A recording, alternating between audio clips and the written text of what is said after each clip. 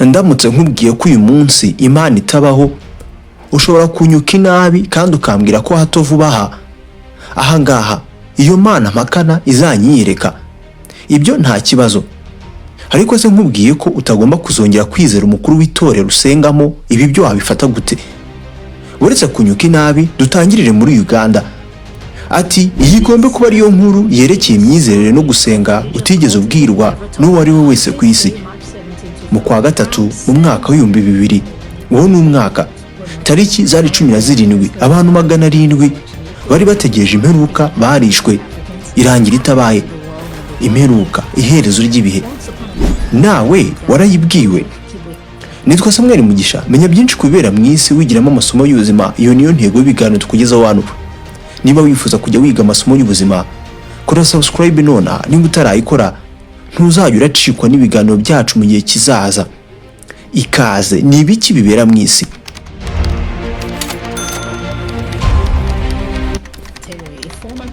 Igihe kimwe muri Uganda, Joseph Kibwetere yahoze ari umunyepolitike, nibwo yaje guhura n'uwitwa Credonia Mwerinde. Uyu mugore yavugaga ko Bikira Mariya wo mu ijuru ari we wamutumye ubutumwa mu isi ngo abuhereze intama zo mu isi. Bashinze icyo bakwita nk'idini, cyangwa se icyo wakwita nk'idini, baryita Movement for Restoration of 10 Commandments of God. Idini rigamije kugura amategeko 10 y'Imana ku murongo. Babwiye abantu ko isi izarangira tariki 31 mu kwa 12 mu mwaka w'1999. Abantu barabyemeye. Umunsi w'imperuka ugeze, abantu bamenye ko babishwe cyane bikomeye. Joseph na Credonia ntabwo basabye imbabazi abayoboke babo, ahubwo bababwiye ko babaze nabi iminsi, kandi ubwo abo bose bashidikanyije ntabwo ari abizera ba nyabo. Ibintu biteye ubwoba nibwo byaje rero. Amadirishya, inzugi barafunze hose, ubundi batwikira abantu mu nzu, mu rusengero, nushaka ubyite mu nzu y'Imana. Nibiki bibera mu isi? Abagore, abagabo, abana barabatwitse, babatwika bumva ari bazima. Bamwe mu bantu cyangwa se abandi bantu bagiye basangwa mu byobo binini, banizwe cyangwa se bahawe uburozi. Ibaza ko abayobozi b'iri dini babuze burundu n'uyu munsi abantu ntibarihanagura amarira y'ibi byako byabayeho. Ikindi kandi nakureka tubyihorera ibyo ngibyo. Ese wowe uratekereza amadini yakagenzuwe agashyirwaho ingenza, cyangwa se ibyo ubona byabangamira ubwisanzure bw'amadini?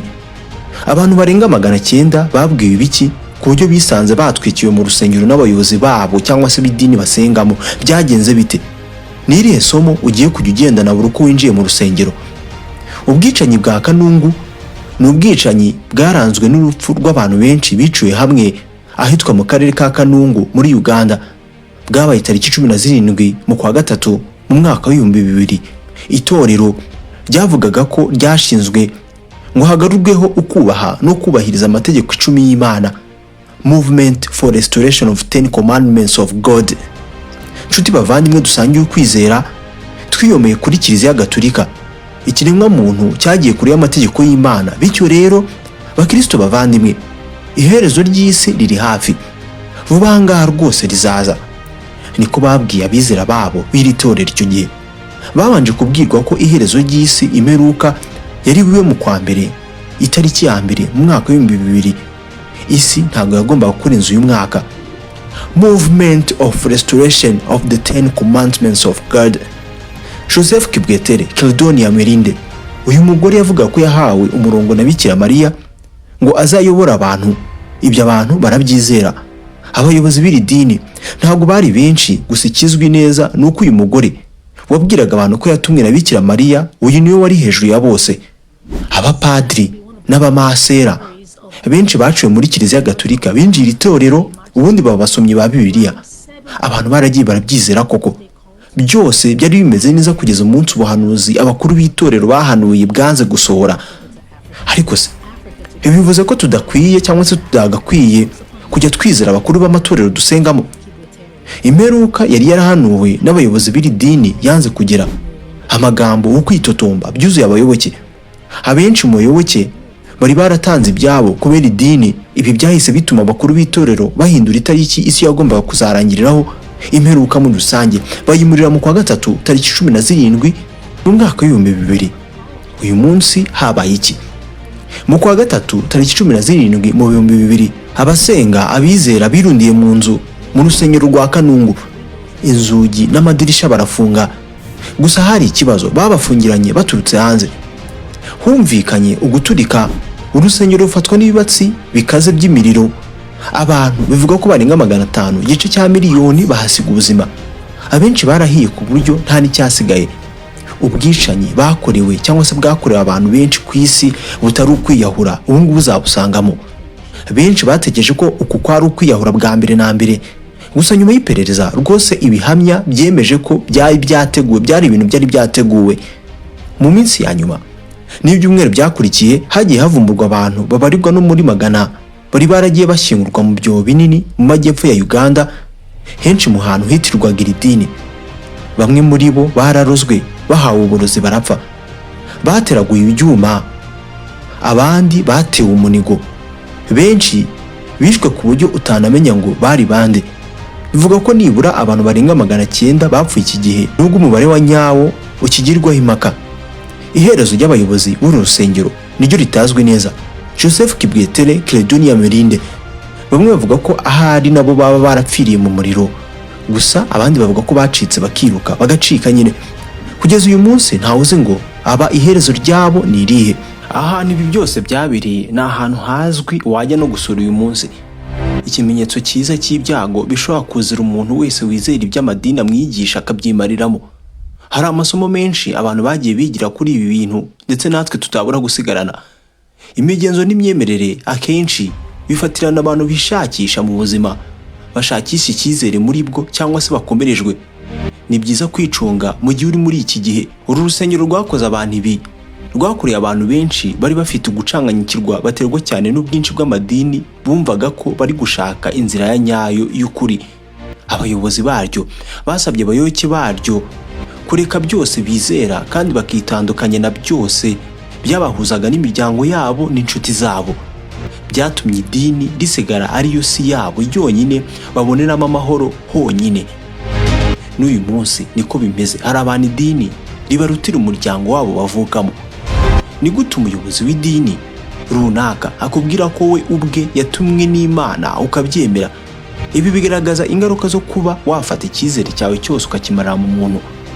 Babwiwe cyane ko bo ari bo bari mu nzira y'ukuri kuruta bose bariya bo batameze nkabo bari hanze yabo. Ngiki kintu bafatisha abanyedini, bakumva ko bizeye abayobozi babo, kujya n'ibikorwa by'ubusazi babibakoresha kubera ko ibyabo cyangwa se ibyabo bayobozi babo nibyo baba bumva gusa, babwirwa gusa, abandi barayobye bazajya mu muriro utazima. Ni gute wakirinda ukamenya ndetse ukajya kure y'ihohoterwa wakorerwa n'idini?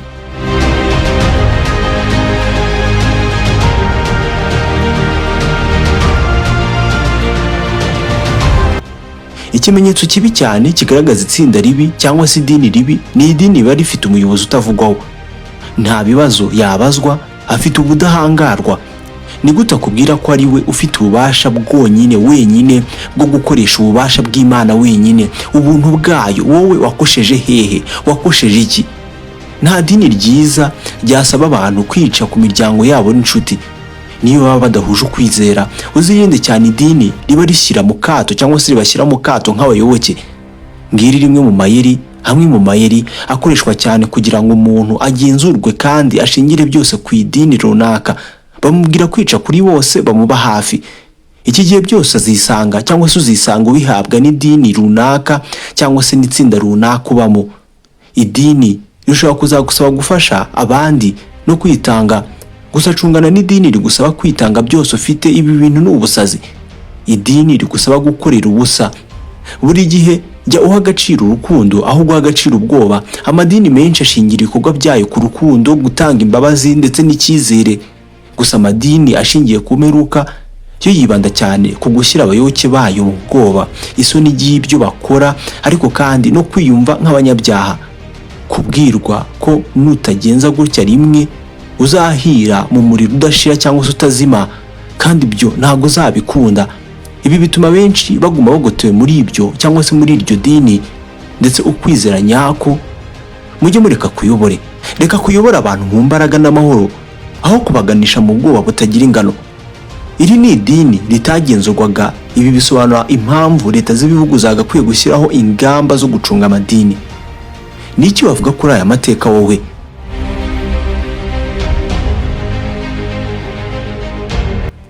Niba utarakoze subscribe byashoboka cyane kutazongera kutubona, niyo mpamvu ugomba kuyikora nonaha. Hano tukugezaho ibiganiro by'ubwenge, inkuru zigizwe n'amasomo y'ubuzima, tumenye byinshi kubera mu isi. Niba tukiri kumwe wakunze iki kiganiro, manuka munsi y'video ukore subscribe. Niba utarayikora andika ijambo rigira riti duhereza ibindi, nanjye ndashyiramo agatege ndushaho kubahereza ibiganiro byinshi byiza nk'ibi. Ntiwibagirwe guhereza ikiganiro like unagisangiza abandi, nibwo kigera ku bantu benshi. Nitwa Samuel Mugisha, ndabakunda mwebwe mushyigikira naho ubutaha.